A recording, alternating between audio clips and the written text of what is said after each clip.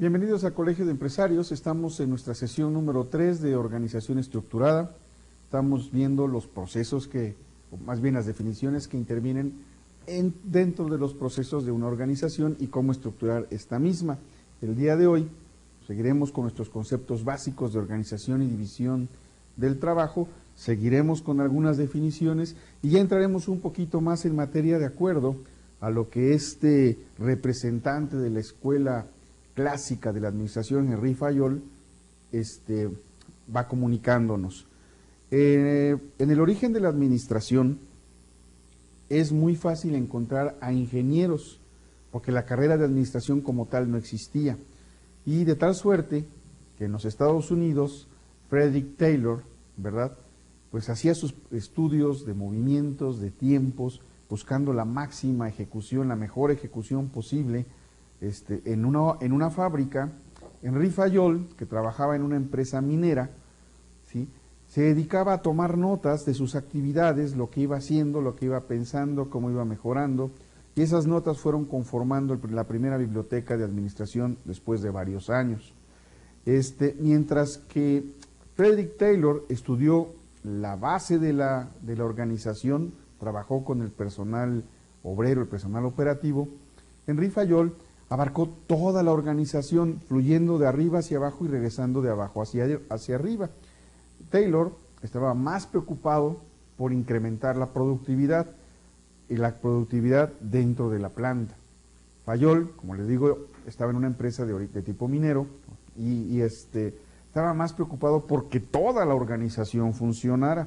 Uno en los Estados Unidos y otro en Francia. Los dos, como les digo, son ingenieros. Los primeros administradores o los que sientan las bases de lo que hoy conocemos como la administración, pues son ingenieros. ¿Por qué los ingenieros? Bueno, están acostumbrados a hacer planes, están acostumbrados a hacer números, están acostumbrados a mejorar procesos. Y si se fijan, los 4 pasos básicos de la administración: planeación, organización, dirección y control, comienzan con planeación. ¿Por qué? Pues por el origen de sus autores de estas escuelas, pues que eran ingenieros. Después verán que las escuelas de administración van cambiando, van entrando los sociólogos y se va volviendo multidisciplinaria, porque hoy en día es un cúmulo de muchas carreras, no hay una que impere, hasta que se formó finalmente la carrera de administración, que es una carrera como tal, pues muy joven, tendrá menos de 100 años, así de simple. Entonces, el día de hoy veremos qué es una obligación. Y la obligación pues la podemos analizar desde el punto de vista legal. Las obligaciones son aquellas condiciones que las personas deben realizar porque constituyen una imposición legal o de tipo legal, o porque obedecen a una obligación moral. Y estoy aquí utilizando nuevamente la palabra obligación. Es decir, una obligación es algo que tenemos que hacer, así, simple y llanamente, es algo que estamos obligados a hacer, ya sea por una imposición legal o por una característica de tipo moral, porque así sentimos nosotros que debe de ser, porque así fuimos educados. Recuerden cuando estuvimos viendo las organizaciones, la primera organización donde nosotros crecemos, nos formamos, pues es la familia, y en esa familia es donde nos vamos a alimentar de los principios morales, es donde aprendemos que robar es malo, que no debemos de contestarle a los adultos, que no debemos de hablar con la boca llena. Todos estos elementos que vamos adquiriendo en nuestra educación, ¿verdad?, nos van dando ciertos principios. Conforme vamos creciendo, tendemos a mantener esos principios e incluso a reforzarlos.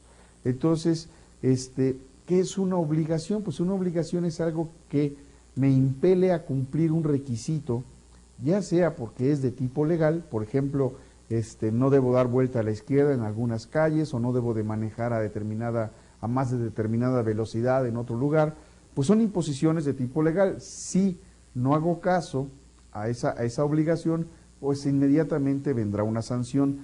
Pero por el aspecto moral también tenemos obligaciones: el respeto hacia los demás, el tratar con cortesía, la caballerosidad. Algunos lo tienen más fuertemente vinculado a su forma de ser que otros, dependerá también del seno familiar. En el entorno empresarial, ¿sí?, las imposiciones de tipo legal o las obligaciones de tipo legal incluyen el bienestar de los trabajadores, cuál debe de ser su remuneración, el entorno de trabajo adecuado, el bienestar social y familiar, y naturalmente el pago oportuno y adecuado de sus salarios y de sus impuestos. Esto es una obligación que tiene la empresa con el trabajador, aunque el trabajador también tiene una obligación con la empresa. ¿Sí? Al segundo grupo, a las de tipo moral, pertenecen todo lo que es concerniente al trato responsable del ambiente, a las relaciones adecuadas con la comunidad, a la buena relación entre los compañeros, ¿verdad? A que haya una empatía en el trabajo, un buen ambiente en el trabajo. Incluso hoy en día, como parte de las normas ISO, también se valora cuál es el ambiente de trabajo, cómo están los trabajadores dentro de la empresa, cómo se sienten con respecto a la empresa. Pasamos a la siguiente definición: responsabilidad. Según Henry Fayol, la responsabilidad es generalmente tan temida como es codiciada la autoridad. Es decir, queremos autoridad teniendo la menor responsabilidad posible, cosa que no sucede así en la vida real. ¿Sí? A mayor autoridad nos corresponde mayor responsabilidad, o a la inversa, a mayor responsabilidad nos confiere una mayor autoridad. De acuerdo con Fayol, no se conoce la autoridad sin responsabilidad, es decir, sin una sanción por no cumplir determinada cosa, una recompensa o una penalidad que acompaña el ejercicio del poder. La responsabilidad es un corolario a la autoridad, o sea, va aunado a la autoridad. No puedo yo tener autoridad sin tener la responsabilidad para poderla ejercer. Su consecuencia natural, entonces, es un contrapeso indispensable. Tengo autoridad, pero soy responsable de lo que hago con esa autoridad, ¿sí? En la medida que uno aumenta su autoridad, pues incrementa proporcionalmente su responsabilidad. En cualquier lugar donde se ejerza la autoridad, nace una responsabilidad. La responsabilidad primera es ejercer adecuadamente pues esa autoridad, ¿sí? Recuerden que estamos hablando en términos empresariales. La necesidad de sanción que tiene su fuente en el sentimiento de justicia. Finalmente, la idea de tener autoridad, ¿para qué se requiere? Recuerden cuando vimos el Éxodo 18, que la idea de Moisés, la obligación era impartir justicia, ser justo. Ser justo es muy difícil, a veces no lo podemos ser. Cuando tenemos un puesto de responsabilidad en una empresa, cuando ocupamos uno de los cuadros que están en el organigrama, ¿sí? La idea es ejecutar la actividad con pericia, ¿verdad? Siendo altamente productivos, pero no es lo único que se nos está pidiendo. También se nos pide que tomemos decisiones justas, tanto para la empresa como para el empleado, que haya un balance. Entonces, en la medida que nosotros tomamos decisiones justas, nos hace mejor o peor jefe. Pero es muy difícil porque nunca tenemos toda la información necesaria para tomar una decisión justa. A veces nos equivocamos. Entonces, cuando nos equivocamos, inmediatamente tenemos que asumir una responsabilidad. Por ejemplo, yo tengo mis presentaciones y en algunas se me olvida un acento, o se me juntaron dos palabras, o se va una letra por otra. Ustedes lo han de haber notado, nos pasa pues a casi todos los profesores. Bueno, nuestra responsabilidad es elaborar estas presentaciones pues, con la mejor y la mayor calidad posible.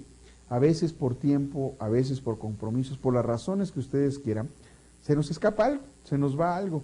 Pero no es válido llegar y decir aquí, es que mi asistente, es que mi secretaria, es que, etcétera. Nadie tiene la culpa más que uno mismo. Uno es responsable de su propio trabajo. Si el trabajo me quedó mal, la responsabilidad es total y absolutamente mía, aunque haya habido otras personas que me hayan ayudado a elaborarlo. Ya llamaré la atención, ejerceré una sanción si es que corresponde con las personas que intervienen en un proceso, pero yo como autoridad soy responsable de lo que les estoy ofreciendo en cuanto a la calidad de mi trabajo, sin importar quién de mi personal, de mi equipo, lo hizo.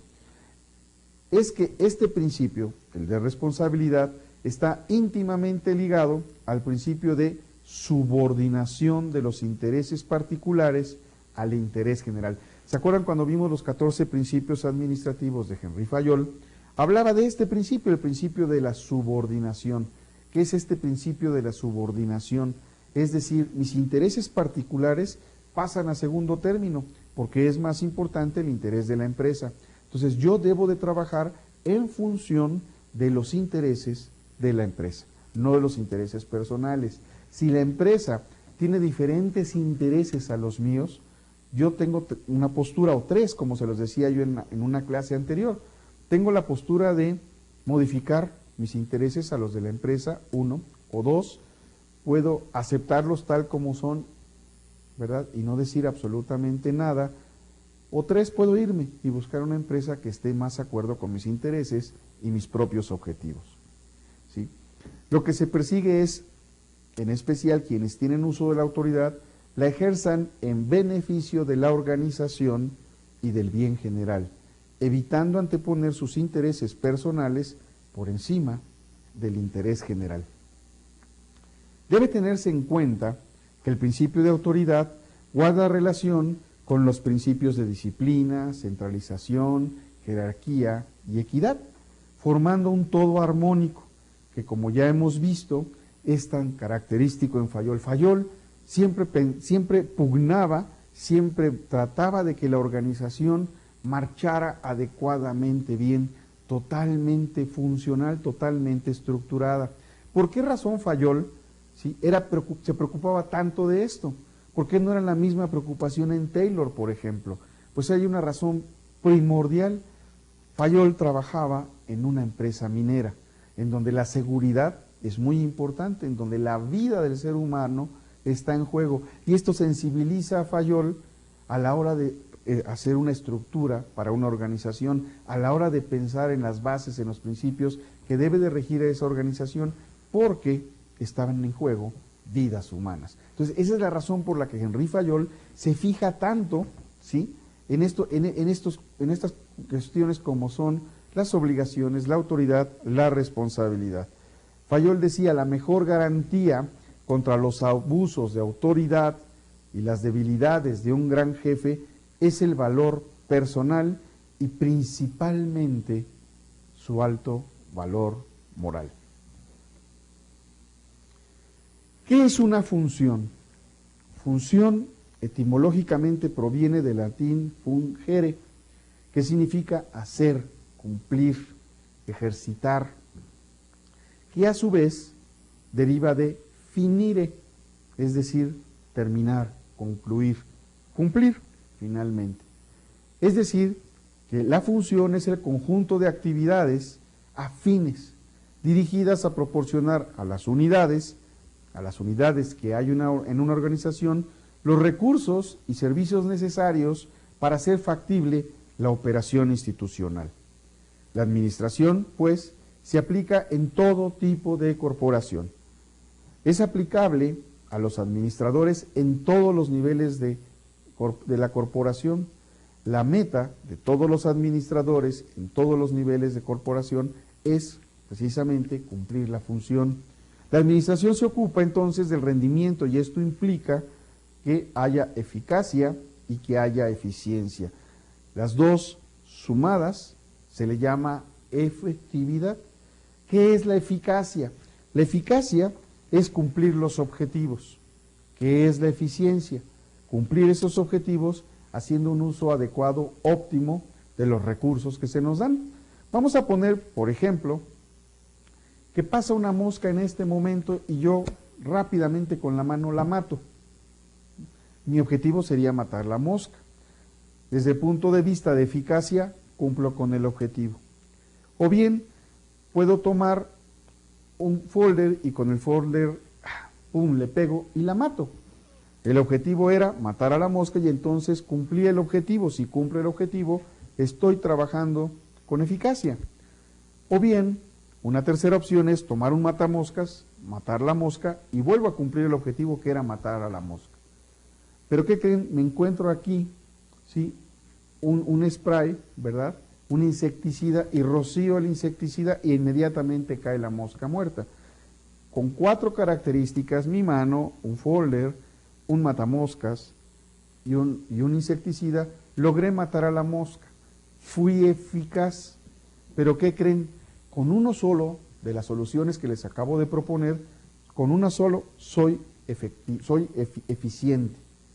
Porque la definición, la eficacia es cumplir los objetivos, lograr las metas. Y la eficiencia es lograr las metas haciendo uso óptimo de los recursos. Mis manos no están diseñadas para matar moscas. Incluso puedo lastimarme y a lo mejor después ya no puedo escribir por no usar la herramienta adecuada. Obviamente el folder tampoco es la herramienta adecuada. Puede quedar una mancha ahí que después me manche pues mis apuntes, los papeles que incluyan en ese folder. O tendría yo que tirar al folder a la basura. Entonces estoy desperdiciando recursos. No es eficiente. Fui eficaz, pero no fui eficiente. La otra opción, el matamoscas, mato la mosca muere, y el matamoscas está diseñado precisamente para ese uso. Usé la herramienta adecuada y tuve el resultado que deseaba. Fui eficaz y fui eficiente, por lo tanto, la suma de los dos, fui efectivo. Ya sé que me van a decir, el insecticida también está hecho para matar moscas. Y yo les diré, tienen razón, es afirmativa su propuesta, ¿verdad? Lo que me están diciendo tienen total y absolutamente razón. El insecticida también sirve para matar moscas. ¿Qué es lo que pasa ahora? Lo que pasa ahora es que los insecticidas sirven para matar muchas moscas, no una sola. Entonces, si yo uso el insecticida con el único propósito de matar una mosca y la mato, obviamente vuelvo a lograr eficacia, pero no eficiencia. No estoy haciendo un uso óptimo de los recursos, los estoy desperdiciando. Entonces, la eficacia es lograr el objetivo. La eficiencia es haciendo un uso óptimo de los recursos. La suma de la eficiencia más la eficacia me da como resultado efectividad. Si un administrador tiene que lograr las metas haciendo un uso óptimo de los recursos, entonces podemos decir que los administradores es la profesión de los efectivos. Hablemos de un tema que a lo mejor a la mayoría de ustedes les gusta, el fútbol. ¿Cuál es la razón de ser del fútbol? Pues es ganar un juego. ¿Cómo se gana? Se gana por lo menos con un gol de diferencia. Entonces, la eficacia es meter un gol más que el otro. ¿Cuál sería la optimización de los recursos? Pues que cada jugador jugara en su puesto. Pero imagínense que yo logro hacer un gol y todos mis jugadores se regresan a la portería y nada más se dedican a defender el resto del tiempo, que ya no me metan goles, y lo consiguen al final del partido. Sería un partido horrible, se vería espantoso, pero lograron el objetivo. El objetivo era ganar, y se gana metiendo un gol más que el competidor. Si lo logran hacer y juegan así, será un partido, el peor partido de su vida que ustedes hayan visto. Sería terrible y todo el mundo lo va a comentar, pero en términos de eficacia lograron el cometido, ganar. Entonces aquí estamos ante la disyuntiva de qué es mejor en el fútbol, jugar bonito o meter goles. Pues creo que lo importante es meter goles, aunque no se juegue bonito, pero tampoco que se vayan todos hasta la portería, porque finalmente también es un espectáculo. Y como espectáculo, también están obligados a jugar bien, a hacer lo que tienen que hacer. Bueno, eso es eficacia, lograr los objetivos, y la eficiencia es hacer un buen uso, un uso óptimo de los recursos. Por eso es que hay una división de funciones en un equipo de fútbol. Tenemos al portero que guarda de que no entre la pelota en su portería. Tenemos una defensa que guarda que la delantera del equipo contrario no llegue a la portería. Tenemos una línea media que recupera pelotas, las envía a la delantera y ayuda a la delantera a atacar, y también ayuda a la defensa a defender. ¿Sí? Se mueve dentro de una media cancha, de ahí el nombre. Y tenemos la función de los delanteros, que su obligación, su eficacia, o mejor dicho, eficacia, lo dije bien, su eficacia se va a medir en la cantidad de goles que logran hacer en conjunto. ¿Sí? Entonces, diríamos que tenemos un equipo, bajo esas circunstancias, tendríamos un equipo efectivo. Eficacia más eficiencia me da efectividad. En términos generales, para no llamarle efectividad, le llamamos productividad. Y productividad es tener eficacia y tener eficiencia. De acuerdo con Fayol, toda empresa industrial tiene que tener presentes los siguientes 6 grupos de funciones, según Fayol. ¿Se acuerdan que cuando yo hice mi primer organigrama frente a ustedes, decía yo hay 4 áreas funcionales, y esas áreas funcionales eran recursos humanos, finanzas, el área de producción y el área de ventas y mercadotecnia?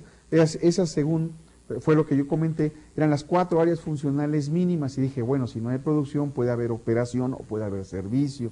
Entonces Fayol no describe, mejor dicho, áreas funcionales, sino funciones, actividades que va a desarrollar el personal, trabajos que tiene que hacer el personal. Algunas de esas funciones se comparten y hay otras que solamente son exclusivas de un área. Entonces Fayol nos dice, hay funciones técnicas, ¿sí?, aquellas a través de las cuales se realiza la producción de bienes y servicios. Por eso tenemos contadores, tenemos vendedores, tenemos gente en la línea de producción, tenemos gente en el laboratorio haciendo pruebas, etcétera. Funciones comerciales, que estas nada más competen al área de mercadotecnia y ventas. La empresa necesita tanto saber producir eficientemente y comprar sus bienes, como también venderlos. Las funciones financieras, que estas también son única y exclusivamente de una área, de una actividad, donde está el grupo de contadores que son especialistas en manejar el dinero, en contabilizarlo, en registrarlo, pero también en hacerlo producir, en hacer inversiones. Es imprescindible una hábil gestión financiera con el fin de sacar el mayor provecho posible de las disponibilidades, evitando aplicaciones imprudentes o no convenientes de capital. Tenemos así funciones de seguridad, protección de las personas y bienes de la compañía contra robos, inundaciones, etcétera. ¿Se acuerdan que Fayol pues trabajaba en una compañía minera? Entonces de ahí las funciones de seguridad, que no les faltara el oxígeno a los trabajadores en las minas, que tuvieran el equipo adecuado, que tuvieran las salidas de emergencia o los lugares de contención y seguridad adecuados. Entonces por eso Fayol se preocupa por la seguridad. Taylor no se preocupa por eso, él era producir y a ver cómo podemos producir más y mejor, ¿sí? Ambos hablaban de una buena remuneración, tampoco para no ser discriminatorios con Fayol, con Taylor, ¿sí? Funciones contables. ¿Cuál es la diferencia entre una función financiera y una función contable? Bueno, la función contable dice aquí relacionadas con inventarios, registros, balances, costos y estadísticas. La contabilidad está dividida en 3 tiempos, pasado, presente y futuro. La contabilidad, en términos generales, ¿verdad? Tenemos el pasado con los balances, con el estado de resultados, de pérdidas y ganancias. Ese es el pasado, lo que ya pasó, y ahí está mi resumen. Tenemos el presente con el balance. El balance me dice, hoy en este momento, ¿cómo estamos? Hoy, ¿sí? Ese es el presente. Cuando hacemos inversión, cuando hacemos prospectación, cuando hacemos proyecciones a futuro, ¿verdad?, ya normalmente no se le llama contabilidad, se le llama finanzas. ¿Y cómo vamos a manejar este dinero a futuro? ¿Qué vamos a hacer con él? ¿Qué vamos a hacer cuando obtengamos más recursos? ¿Cómo los vamos a invertir? ¿Cómo lo hacemos crecer? Eso es futuro. Entonces, la parte futura de la contabilidad es común que se le llame finanzas, y la parte pasada y presente se le llama contabilidad, porque únicamente registra. La parte financiera es la parte más dinámica, más bonita, más atractiva, desde mi punto de vista, de la contabilidad, porque no solamente registra, proyecta, ¿sí? Y las funciones administrativas, las encargadas de coordinar las otras 5 funciones, que las otras 5 funciones trabajen coordinadamente, constituyen el objeto principal de estudio para Fayol, pues en su época aún están en pleno desarrollo, no solamente desde entonces, sino ahora, aún están en pleno desarrollo y concreción, ¿sí? Las actividades financieras todavía se siguen estudiando, todavía se siguen mejorando, cada vez hay recursos mayores y mejores para poder tener una buena prospectación financiera. Dentro de las funciones administrativas se distingue, planear, organizar, dirigir, controlar y coordinar. Si se fijan ustedes muy bien, son muy parecidos a los 4 pasos esenciales básicos del proceso administrativo: planear, organizar, dirigir y controlar. Aquí Fayol deja ir una, coordinar, que coordinar la podemos planear, poner directamente en la función de dirigir. Recuerden que aquí estamos hablando de funciones, no de puestos. Cuando hablo de dirección, no hablo del puesto de dirección, sino de la función de dirigir, la actividad de dirigir. Entonces me dice, planear pues es anticipar el futuro y trazar el plan de acción a futuro. Organizar es mantener tanto la estructura material como social de la empresa. Dirigir es guiar y orientar al personal. Coordinar es armonizar todos los actos, todos los esfuerzos colectivos. Y controlar es verificar que todo suceda de acuerdo con las reglas establecidas y las órdenes dadas. Así de fácil, así de sencillo. Proporcionalidad de las funciones administrativas. Según Fayol, existe una proporcionalidad de las funciones administrativas, es decir, se reparten por todos los niveles de la jerarquía de la empresa y no son privativas de la alta dirección. En otros términos, las funciones administrativas no se concentran en la cima de la empresa, ni son privilegio de los directores, sino que se distribuyen de manera proporcional entre los niveles jerárquicos. Es decir, la responsabilidad, ¿se acuerdan ustedes de Moisés? Que tenía jefes de 1000, de 100, de 50 y de 10. Bueno, la responsabilidad se va diluyendo, se va disminuyendo, igual que la autoridad, para que los que están en la base de la pirámide, como mandos, ¿verdad?, puedan dirigir y resolver las cosas pequeñas. En la medida en que se va subiendo en el organigrama, los grados de responsabilidad y los grados de autoridad aumentan. A medida que se desciende en la escala jerárquica, aumenta la proporción de las funciones de la empresa, ¿sí? Y a medida que se asciende, aumenta la extensión y volumen de las funciones de la empresa. ¿Qué significa esto? En la medida que aumenta la proporción de las funciones, esto es hacia abajo, pero hacia arriba aumentan la extensión, es decir, tengo las mismas funciones, pero mi impacto va a ser mayor. Si yo me equivoco estando en los niveles inferiores, en los niveles de la base de mi pirámide organizacional, ¿sí?, pues el impacto que voy a tener es menor que si me equivoco en la cúspide. Me puedo llevar a toda una empresa a la quiebra. De ahí que las responsabilidades, pues obviamente no son iguales, los grados de autoridad no son iguales. Los errores abajo suceden, ¿sí?, pero en el impacto que tienen estos errores en el resto de la compañía usualmente son menores. Los que impactan son los errores en la cúpula, en la parte donde está todo el equipo de dirección de la empresa. En la dirección con su equipo de directores, la alta dirección. ¿Qué concluye Fayol después de hacer este análisis, esta revisión? Dice Fayol, la capacidad principal de un obrero es la capacidad técnica. A medida que se asciende en la escala jerárquica, la importancia relativa de capacidad administrativa aumenta, en tanto que disminuye la capacidad técnica. ¿Qué significa esto? Voy a hacer un pequeño dibujo en el pizarrón. Yo le llamo OTAE, ¿sí? Vamos a explicar qué se trata de esto. En la medida que sube la persona de responsabilidad, va aumentando. ¿Qué significa? Significa lo siguiente. Cuando nosotros llegamos por primera vez a un trabajo, yo le digo que le llamo a esto OTAE, ¿sí?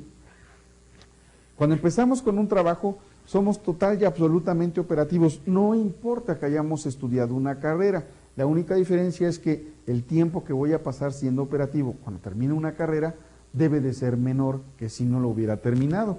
Entonces, mi primer puesto es operativo, trabajo más con las manos, trabajo más haciendo, llevando, trayendo papeles, poniendo sellos, pasando documentos, hablando con personas, pero tomo pocas decisiones.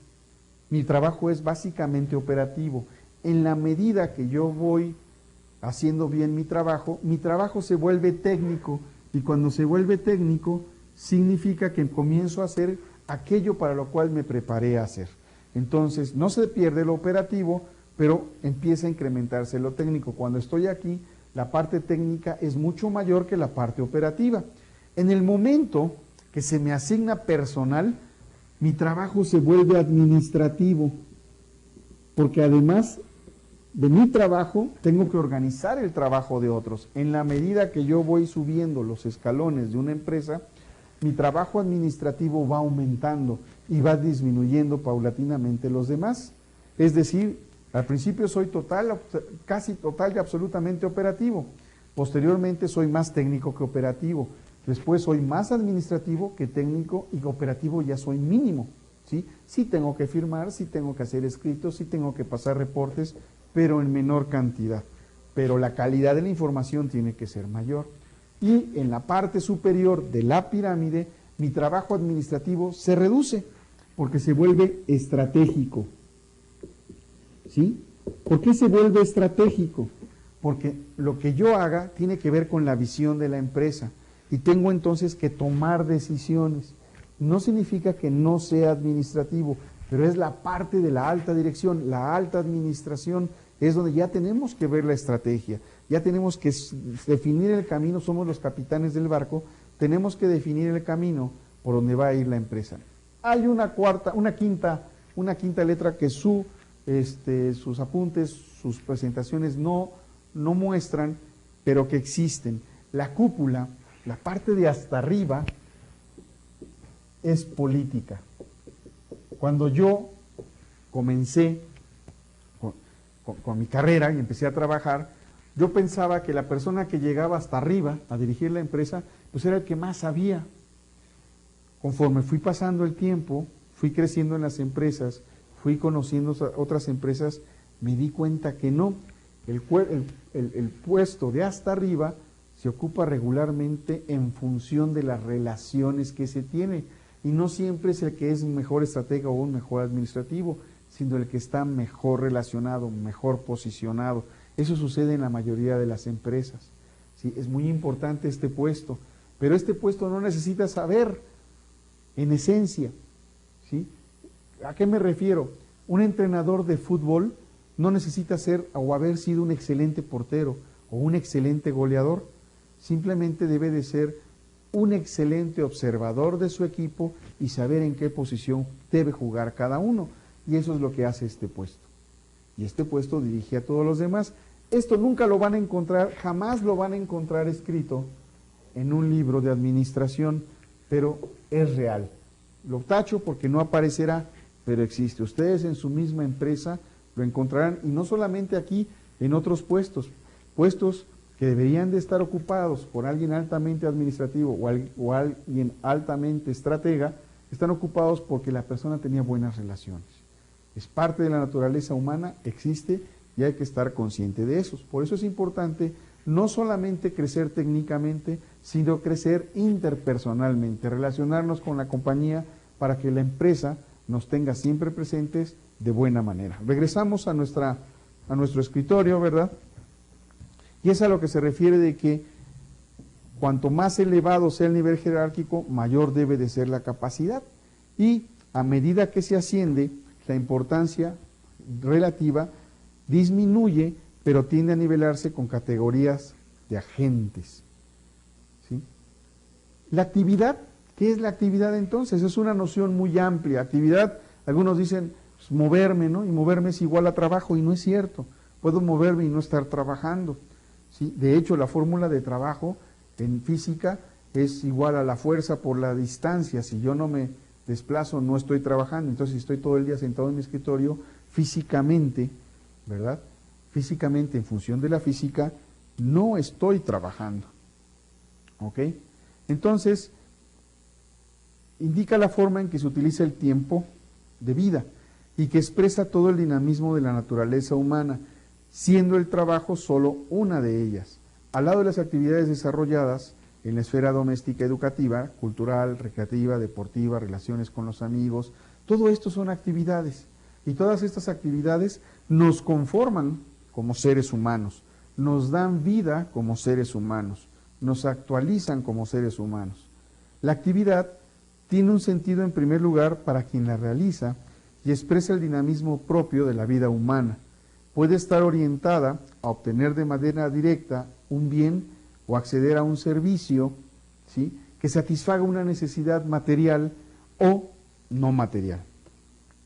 La actividad, entonces, ¿sí?, podemos decir que todo trabajo es una actividad realizada por una o por varias personas, orientadas hacia una finalidad, la prestación de un servicio, la producción de un bien, la utilidad, con utilidad social, la satisfacción de una necesidad personal o de otras personas.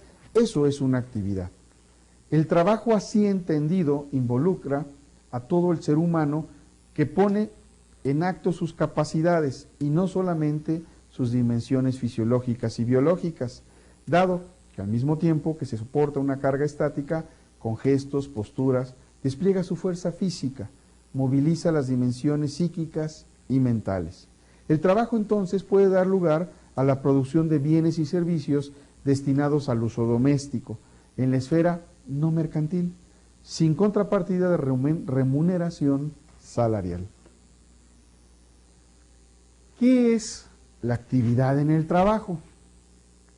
Bueno, la actividad en el trabajo es la intervención del ser humano que opera interactuando entre objeto y medios de trabajo. Es decir, es la inversión física e intelectual del trabajador o trabajadora que incluye las tareas en conjunto con sus operaciones. Eso es la actividad de trabajo.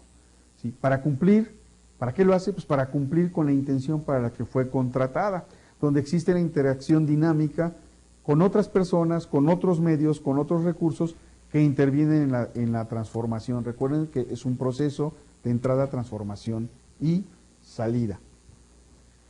Centralización y descentralización. ¿Qué es centralización y qué es descentralización?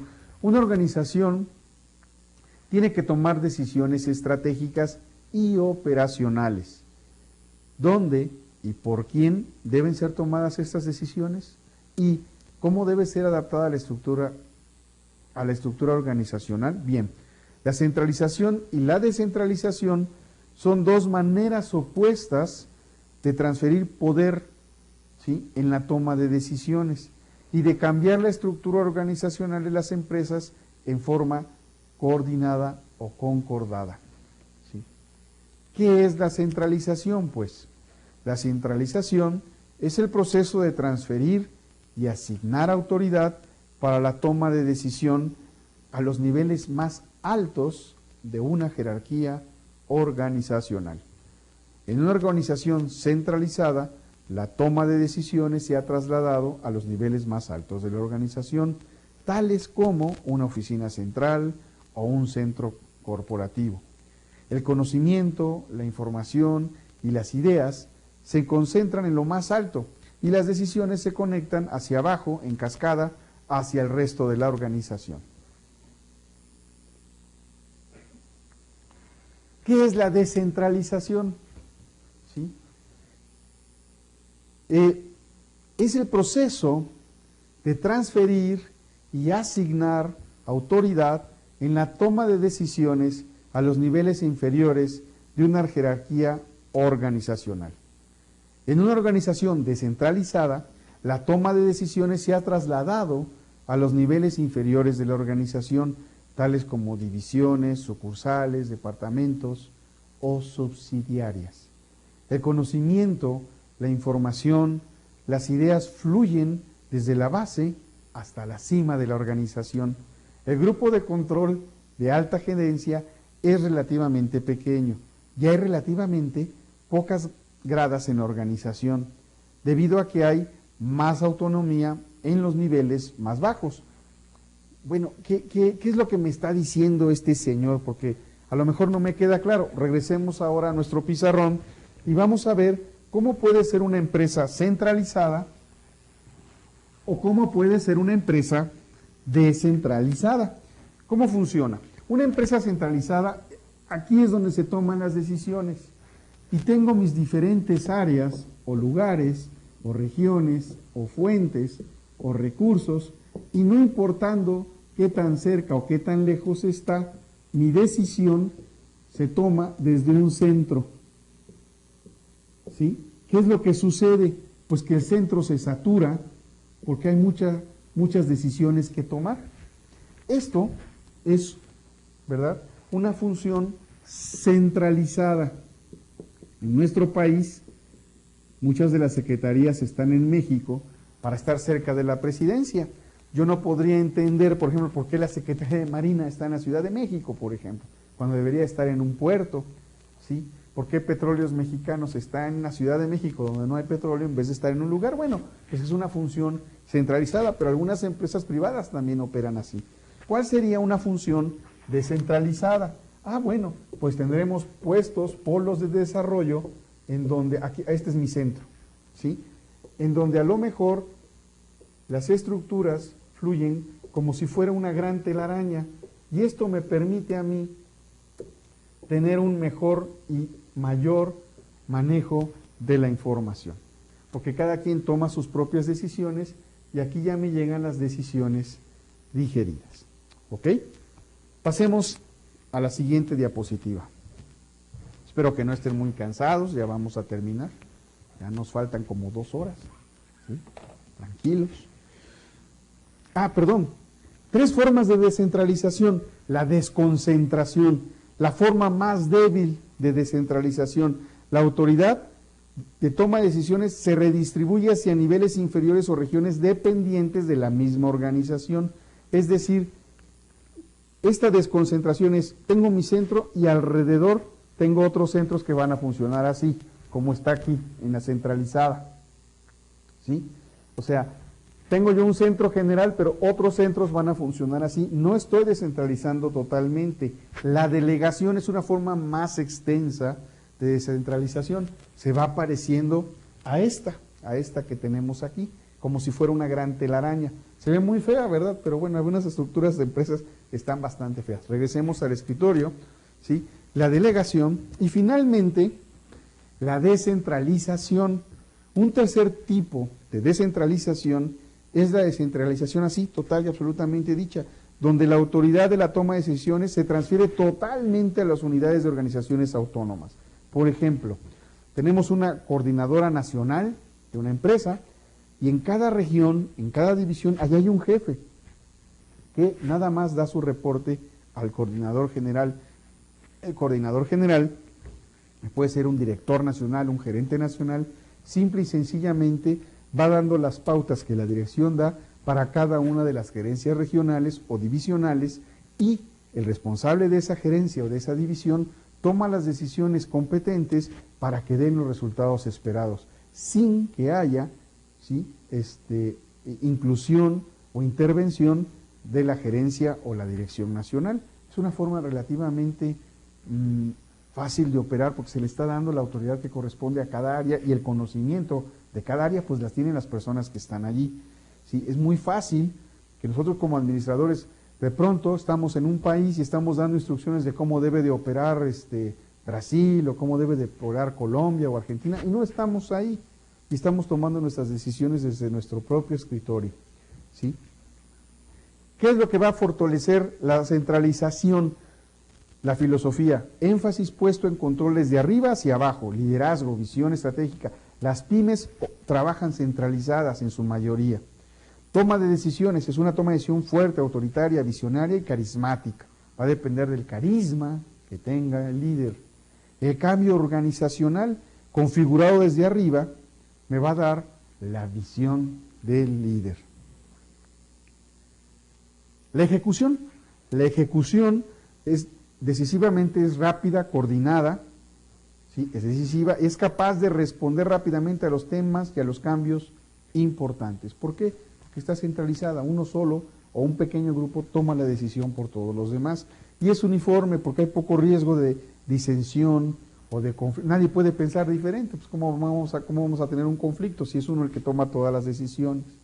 Ahora, ¿qué fortalezas tiene la descentralización?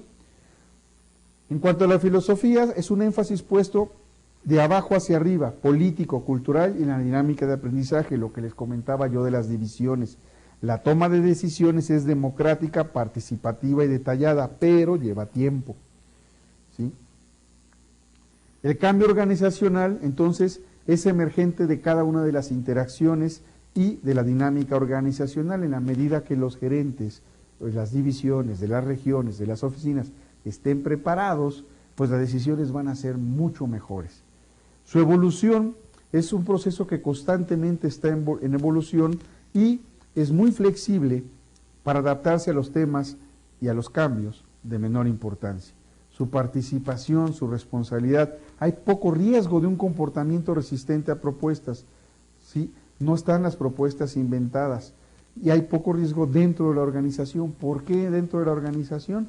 Pues porque todos están involucrados, todos trabajan para todos. No es lo mismo en una pyme donde un señor que se apellide Martínez, que es el dueño, toma las decisiones de a quién contratar y a quién no, y le llaman para decir cómo ve a fulanito o a menganita, entonces ¿qué?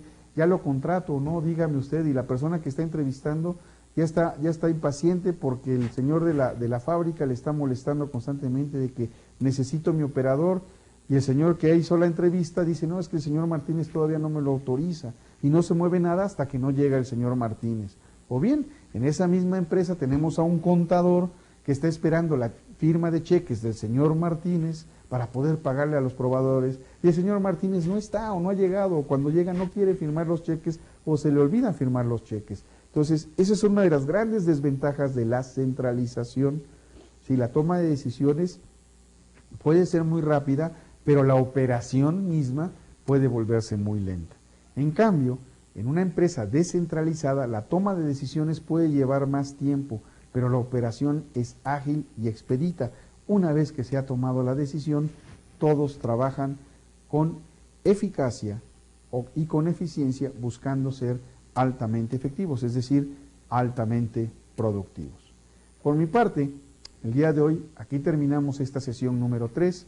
Espero que les haya gustado. Nos vemos próximamente y por favor, sean felices.